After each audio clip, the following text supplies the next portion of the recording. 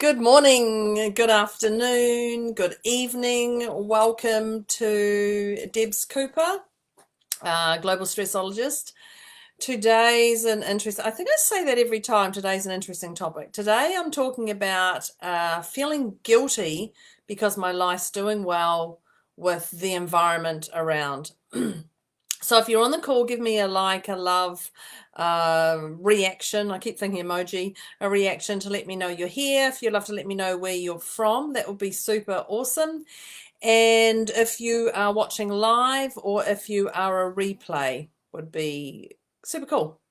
So thank you. So, right, stop fidgeting, stop fidgeting. So this topic actually came about from talking to clients the last couple of weeks, but it came about more from talking to somebody this week who was a new client of mine and getting their reaction to what's happening in my life to what's happening in her life. So I feel guilty that my life is doing well. And let me just reference this here. I'm just going to have a read of this here. This is actually guilt from the dictionary, because I reference the dictionary. So the dictionary has said the fact of having committed a specified or implied offence or crime. An offence or crime. So that's quite a heavy one. Then the noun was an interesting one. So it was make someone feel guilty, especially in order to induce them or do something. So guilt itself is a word that I can talk hours and hours on, but I'm clearly not today. But guilt is one, and that's exactly it. It's how we can make someone else feel, sometimes by the way we react or the way we say things or just any sort of persona that we have, the way we raise our eyebrows, the way we look at people, the way we huff. I think about raising my eyebrows, I think about rolling my eyes. When people say something and you just roll your eyes because we're eye rollers. So that's guilt. And when it talks about a specific or implied offence or crime, it's quite a heavy word that gets associated with guilt. So I hear hardships in my business. I hear hardships every day, whether it's on TV, whether it's on the radio, whether it's talking to a friend, whether it's talking to a client, whether it's talking to somebody, whether it's watching social media, reading something. I hear hardships. I also hear disappointments. And when I say disappointments, I applied for this job and didn't get it. Or I proposed to my partner and they didn't accept. So I hear disappointments, whatever level of disappointment that is.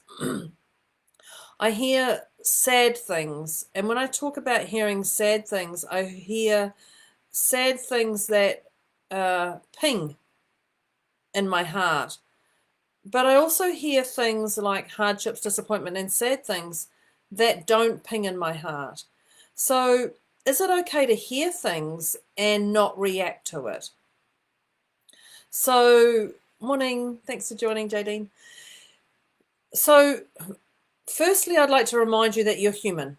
You're totally human. Well, I would suspect that you're human. And you have emotions, and they depend on what's going on in your life right now.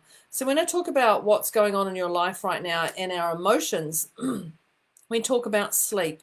If you haven't had sleep, you're going to react differently to how you reacted yesterday than today if you had little sleep, or you had more sleep or less sleep. From the pillows, the bed, the surroundings, the noise. Also your food, your intake food, water, drink, whatever it is, your nourishment, put it that way, your nourishment. You're going to react differently if you have had a whole cake of chocolate over a plate of vegetables, or you've drunk alcohol over drinking water. So you react differently. You react differently if you've gone outside and had some exercise, or haven't gone out and you hear things, the hardships, sadness, disappointments. And your worries, excuse me, when I say worries, I talk about, your finances, your friend circle around you, your business situation, your intimate connection, your non-intimate connection, your neighbors, anything that you associate your worry with, Finances is a great one. I'm not sure if I mentioned that. But your emotions depend on what's going on. So it's your sleep, food, exercise, and your worries. So I go back, is it okay to hear things and not react? And the answer is yes, it's totally okay. So usually our first response when we hear these things or we see them on TV is we go, oh, isn't that horrific? Or, oh, isn't that terrible? Or, oh, and I just go, oh, and you can feel that ping in your heart. Most people's their first response. So it's okay to just read it and go, oh, okay, this happened to somebody. Wow. And not react completely, but there's different levels of reaction. So when you've had that first response, do your work, the work. So when I talk about the work, what is the work? The work is a few little tips I've got. So the thing is it yours to hold on to? So when you, so let's say hardship. So, well, I'm going to go back to something that I saw when I was doing my 30 days of wisdom. And there was a woman who is a mother, and she was pregnant with twins. She had 9 children at home. She's pregnant with twins. So she's going to have 11 children at home. People were talking about isolation. People were talking about being locked up, locked away. And so let's just talk about her as hardship. Now, that's one that I would go, I believe I went, oh. And then I went, wow, how super cool is this human? So when I talk about yours to do the work, is it yours to hold on to? Is that emotion that of this woman having 11 children mine to hold on to? No, it's not. It's not. It's her story, not my story. So it's okay. Do you feel uncomfortable with this, or should you feel uncomfortable? So hearing her story, her hardship story, or disappointment, or whatever you would like to label it, or even, wow, that's amazing. Whatever you label it, right here with your sleep, food, exercise, and your worries. Should I feel uncomfortable with this? And I'm like, no, actually, I shouldn't, because she's the one who's made that decision to have those children, to be in that situation financially, mentally, emotionally, business-wise, because clearly she's building a business of children. So should I feel uncomfortable with that? No. But if I was to say yes, should I feel uncomfortable? I talk about should, and should is a perception that people are telling you something that you should or shouldn't be doing. So when we think about that, it's someone going, you should feel emotion for that. You should be upset for her. You should cry for that, or those things. So then I go to, how can I leverage from this? Because I'm a person who likes to leverage and share what I take in to people like you who are watching this. So how can I leverage from this? Can I put it into a program? Can I put it into a story? Can I make it something that somebody's actually going to go, oh, I get that, or I know that person, or whatever. So do I phone a friend and talk about it? However it is. So it's actually, how does it serve that person to be in that situation? If I feel uncomfortable, how does it serve that person to be in that situation? And how does it serve me to know that that person's in the situation? Now, this is one that's come up from media, because I don't know this woman. So I don't know her. So I can't say, actually, this is what's happened to her life to get her in that situation. I don't know anything about her. I just read in the media. But if I go back to, is it okay to react when I hear hardships? If the answer is no, it's not okay. This is where your guilt sits. And this is where we talk about implying offense or crime or something to induce them to do something and make them feel guilty.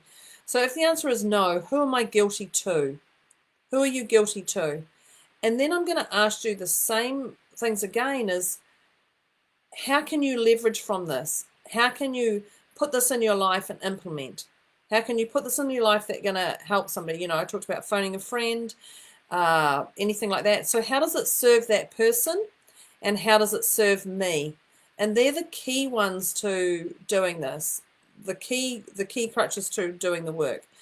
So over the last couple of weeks, I've talked to a few clients, and one of the clients I talked to, their business is doing better this year during these 4 months than it was last year. Now, they're a shopfront business, and they're not giving discounts or anything, but now they've moved their shop to online, but also doing the shop front that's not, they're only allowed a certain amount of people a day in their country to come to their business, and they have to log everything, etc. But right now, their business is doing better. So should they feel guilty because their life is doing better? No, absolutely not. This is all about it. So I've got a client who's let go of their business, and they've started a new one, two new businesses during this lockdown isolation period. And should they feel guilty about that, shutting down their business? No, definitely not. I've got another partner who I spoke to who was in a whoopsie wobbly relationship. Now, they actually love their partner more during this time. So should they feel guilty that they've found that love and connection again with their partner? No, they shouldn't. And then I've got the other client who I have to giggle at, because this client has been sitting in isolation with their partner, and they were having a dabble outside the relationship with somebody. And so now they're actually going, you know what, who they're sitting in their isolation, their bubble with, is actually not who they want to be with. So they're now transitioning to being with the person they were having an extramarital affair, whatever you'd like to call it. So they're now doing that transition to go and spend more quality time with them over who they've been in isolation with. So out of all these things, there's no guilt in this. This is just what sits right with them. So what are you comparing your words to? Is it your life or somebody else's life? Is it, when I talk about that, is it your current life or your past life? Because we all know back when I was 19, I was a different person than I was when I was 29. Then when I was 39, I haven't hit 49, but my life is different. So if I'm comparing myself to my past life, then yes, definitely there's going to be some emotional wobbles. So if we're comparing our life to somebody else's, who is that person that they perceive to be more important than me? So when I talk about who are they, and they place that level of importance on them, there's people I really value in my life, and they're the ones who can be very frank with their wording, which is great. However, sometimes frankness can come off with their agenda versus me listening to them and just being free to what they say. So who is this other person that has a deep connection with you, that you're listening to and you respect, but may not necessarily be somebody who's healthy for your lifestyle? Did you hear those words? So the key here is to love your journey. Love your journey for where you are right now. Love your journey for where you are right now. And the reason I say that a couple of times is because it's true. Love your journey for where you are. There's a reason why you're sitting in the space you are. There's a reason why the things in the past have happened to get you to who you are.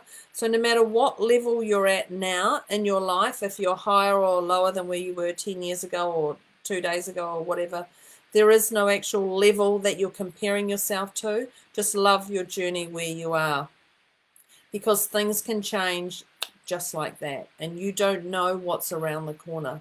So if you're starting to feel guilty about your life doing well right now, appreciate it. Appreciate those around you and love that. Do the work that I mentioned earlier on. If you don't feel guilty for your life doing right now, that's fantastic. Appreciate it still. Love the level you're on. So I believe I've got everything out now. Thanks for joining me, Debz Cooper. I will see you next week, in a week's time. I appreciate this. Thank you very much. And do you feel guilty your life is the way it is? Let it go. Let it go.